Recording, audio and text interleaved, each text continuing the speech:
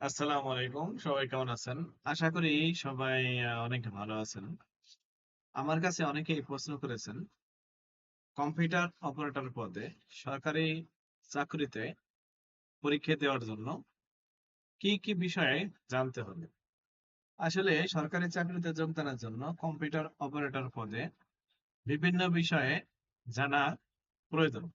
তার মধ্যে গুরুত্বপূর্ণ যে সমস্ত বিষয়গুলো হচ্ছে, সেই গুরুত্বপূর্ণ বিষয়গুলো আমি আপনাদের মাঝে এখন তুলে ধরবো।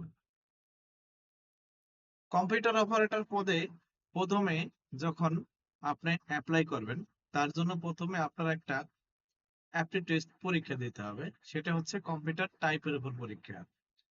এটা একটা প্র্যাকটিক্যাল পরীক্ষার মাধ্যমে হবে। এই প্র্যাকটিক্যাল পরীক্ষার মাধ্যমে যদি আপনি পরীক্ষায় টিকেন, তাহলে আপনাকে ভাইভা পরীক্ষার জন্য ডাকা হবে।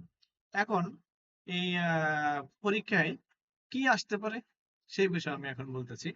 পরীক্ষায় আপনাকে বাংলা টাইপ করতে দেবে এবং পরীক্ষায় ইংরেজি টাইপ করতে দেবে। এখন বাংলা কি টাইপ করতে দেবে এবং ইংরেজি কি টাইপ করতে দেবে? বাংলায় এক পাতা টাইপ করতে দেবে, আপনার সর্বোচ্চ 5 মিনিট টাইম দেবে। আর ইংরেজিতে এক পাতা টাইপ করতে দেবে, সর্বোচ্চ 5 মিনিট টাইম দেবে। আপনাকে এই সময়ের মধ্যে বাংলা এবং ইংরেজি পুরোটুক টাইপ করে একটা ফোল্ডার করে সেভ করে সেই কম্পিউটারে সেই কম্পিউটারে রেখে এবং ওখানে যদি স্যাররা বলেন প্রিন্ট দেওয়ার জন্য, তাহলে আপনাকে প্রিন্ট দিয়ে আসতে হবে। আর যদি না বলেন যে আপনি সেভ করে রাখেন শুধু, তাহলে আপনি সেভ করে চলে আসবেন। এখন এই বাংলা টাইপ এবং ইংরেজি টাইপ, এটা হচ্ছে 1 নম্বর কাজ। এটা যদি আপনি সঠিকভাবে টাইপ করতে না পারেন, তাহলে আপনি ওই পরীক্ষায় কৃতকার্য হবেন না। কারণ আপনার মতো অনেক প্রার্থী থাকবে যারা কম্পিউটারে ভালো এক্সপার্ট এবং ওই পরীক্ষায় তারা ভালো করতে পারবে। এজন্য আপনাকে কি করতে হবে? প্রচুর পরিমাণ বাংলা টাইপ এবং ইংরেজি টাইপ আপনার কম্পিউটারে একটা কিবোর্ড দিয়ে সুন্দর করে সুন্দর করে টাইপ করার চেষ্টা করতে হবে। এই যে দেখেন, আমি দেখাচ্ছি একটা কিবোর্ড। এই কিবোর্ডে বাংলা এবং ইংরেজি, অনেক সময় কি হয় যে কিবোর্ডের গায়ে বাংলা থাকে না।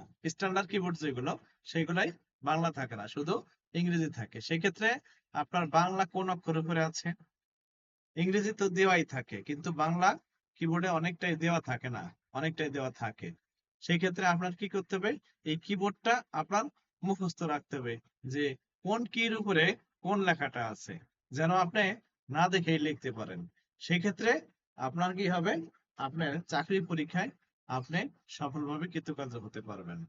আমাদের এই ভিডিওতে বিভিন্ন ধরনের, এই চ্যানেলে বিভিন্ন ধরনের চাকরি সংক্রান্ত কম্পিউটার অপারেটরের পদের বিভিন্ন পরীক্ষায় কিভাবে আপনারা কৃতকার্য হতে পারবেন এই সংক্রান্ত আমরা টেকনিক্যাল ভিডিও দিয়ে থাকি।